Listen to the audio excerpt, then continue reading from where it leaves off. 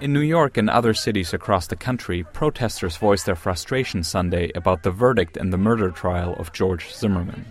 He is guilty of killing a young man for no reason. And so it's really hard to hear that someone has said that he is not guilty of that. A year and a half ago, Mr. Zimmerman had fatally shot an unarmed teenager named Trayvon Martin, igniting a racially polarizing debate across the United States.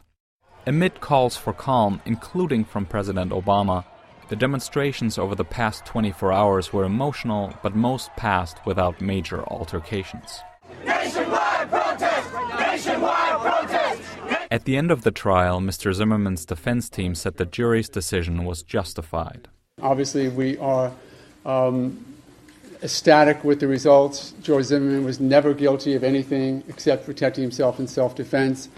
I'm glad that the jury saw it that way, and I hope that everyone who thinks, particularly those who doubted George's reasons and doubted his background, now understand that the jury knew everything that they knew was enough for them to find him not guilty.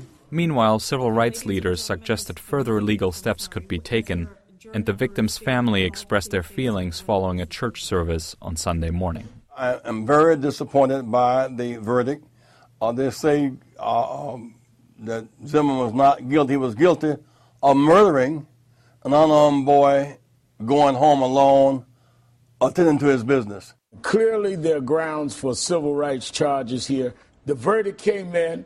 That does not exhaust the legal options of this family and the bigger community issues of civil rights. We now have a position on the books in the state of Florida where an unarmed teenager who committed no crime can be killed, and the killer can say self-defense. We're very concerned and very hurt and very disappointed at this point, but we know in the end God will prevail and justice will be served, and we're just keep everybody in their prayers.